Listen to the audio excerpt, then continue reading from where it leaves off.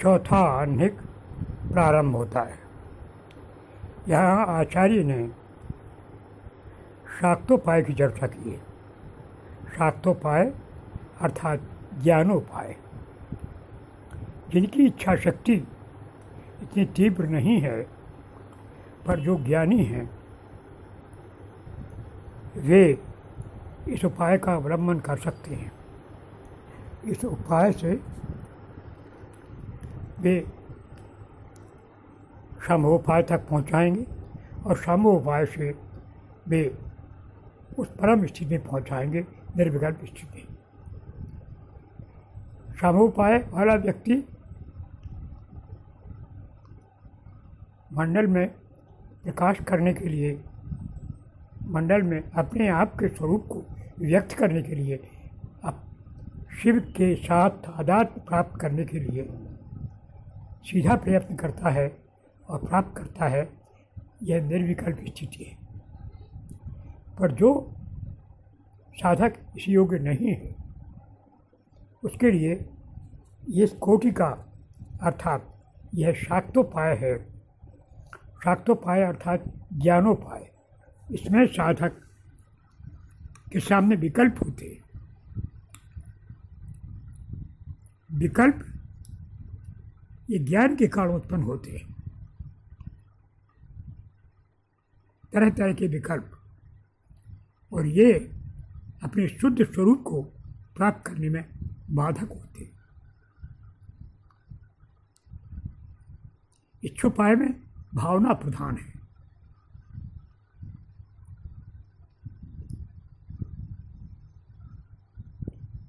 इच्छोपाय अर्थात शाम्भोपाय। इस शाक्तोपाय में ज्ञान प्रधान है। यहाँ पर विचार करना है, विचार करना है, बार बार करना है। क्या विचार करना है, कैसे करना है? यहाँ पर सामान्य तौर पर जिन जीवों में यह भावना होती है कि हम तो नीच हैं, हम पापी हैं, कुटिल हैं, अकर्मा हैं, परमेश्वर ने हमको इस लायक नहीं बनाया है, मैं बद्ध हूँ, इस तरह की भावना जो है वो माया ने जीव को संसार में रहने के लिए बना दी है। अपने आप को छोटा मानना, अपने आप को सर्वशक्तिमान, सर्वज्ञानवान, सर्वव्यापी, सर्वकर्तृत्व में समर्थ ऐसे परम शिव के स्वरूप जो आत्मा है, जो आप है, उससे भिन्न अपने को अनुभव करना कि मैं बद्ध हूँ, मैं नीच हूँ, मैं पापी हूँ, मैं पाप कर्मा हूँ। इस प्रकार का चिंतन जब होता है तो जीव की उसमें मुक्ति की कोई आकांक्षा नहीं होती। कि जिस क्षण ये अनुभव होने लगता है विचार से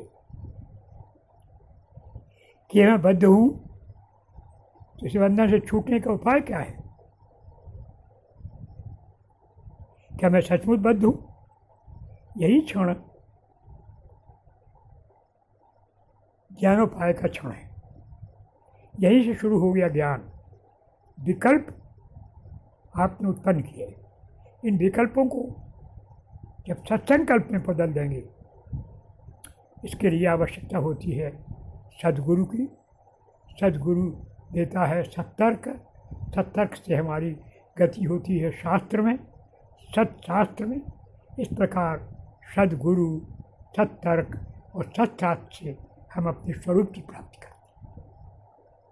यह है ज्ञान मार्ग। यह है, इसको कहते हैं शाक्तोपाय। कैसे करते हैं, आइए इस पर विचार करें। आपने ये महसूस कर लिया कि मैं बद्ध हूँ, किंतु मैं बद्ध हूँ नहीं। गुरु ने कहा तुम बद्ध नहीं हो। हमें गुरु के वचन पर विश्वास है, बुद्धि पर विश्वास है। हमने बुद्धि से कहा कि देखो गुरु कहते हैं कि मैं बद्ध नहीं हूँ, मैं बद्ध कैसे हूँ। ये भावना बार बार आए और बार बार सतर्क कुठार से आप इस बात भावना को काटेंगे।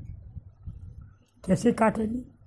इसके लिए गुरु ने मार्ग बताया है।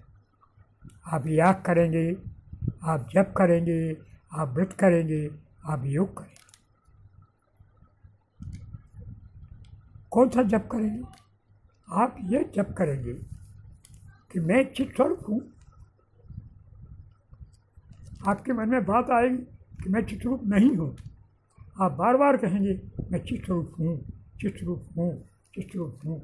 इस प्रकार मैं चैतन्य हूँ, मैं नहीं हूँ बद्ध रूप, मैं तो हूँ मुक्त, मैं शिव भाव में हूँ। यह सतर्क आपका अंत में आपके पूर्व भाव को, जो आपके मन में बद्ध होने की भावना थी, उसको काटने की कुठार का काम करेगा। वो भाव नष्ट हो जाएगा। आपके मन में ये दृढ़ निश्चय हो जाएगा कि आप शिव स्वरूप हैं। जब आपको ये अनुभूति हो जाएगी शिव स्वरूप हैं, इसी प्रकार से व्रत करेंगे। क्या व्रत करेंगे? आप व्रत करेंगे कि ये शरीर जो हम देखते हैं, ये शरीर कुछ नहीं है, केवल शिव की शक्तियों का समूह है, इसका बाह्य रूप है। ये भी एक पवित्र वस्तु है। आपकी जो दुर्भावना थी ये नष्ट हो जाए। आप अपने भूख को ये कहेंगे, ये बार बार कहेंगे, ये भूख नहीं है, ये आत्मा है जो भीतर मांग रही है और ये उसके लिए आहुति जा रही है। इस प्रकार से आपका ये भोजन जो होगा वो यज्ञ हो जाएगा। बार बार सोचेंगे कि हम नहीं खा रहे हैं, ये आत्मा में जो भीतर वैश्वानर अग्नि है, जो शिव का स्वरूप है, उसी में यह आहुति हो रही है। ये बार बार जब सोचेंगे तो वो आहुति होने लगेगी। आप फिर आपका स्वरूप इस प्रकार होम करेंगे, इस प्रकार जप करेंगे, इसी प्रकार याग करेंगे। कैसे याग करेंगे?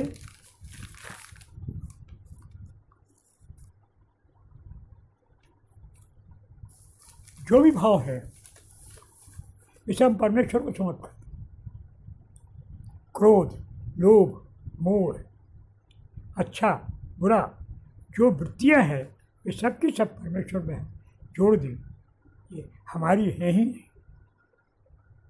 बार बार भाव आएगा कि हम तृप्ति चाहते हैं, हमारी इंद्रिय तृप्ति चाहते हैं, चक्षु अच्छा देखना चाहते हैं। आप बार बार उनको कहेंगे सतर्क के कुठार से कि ये दृष्टि शिव द्वारा है, शिव की ही है, शिव ही देख रहा है। ये सतर्क फिर आपकी भावनाओं को दृढ़ कर देगा और आपको सर्वात्म भाव की प्राप्ति हो जाएगी। कठिन है किंतु अभ्यास है।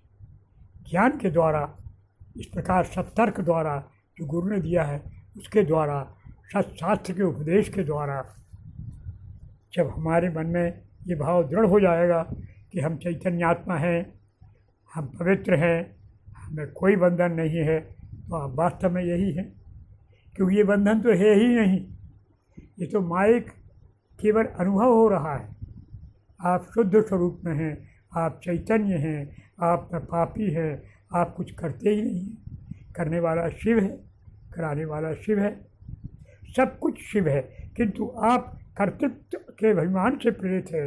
ये माया ने कहा है, इसलिए दुख भोग रहे हैं और इस दुख को दूर करने के लिए यह शाक्त उपाय है।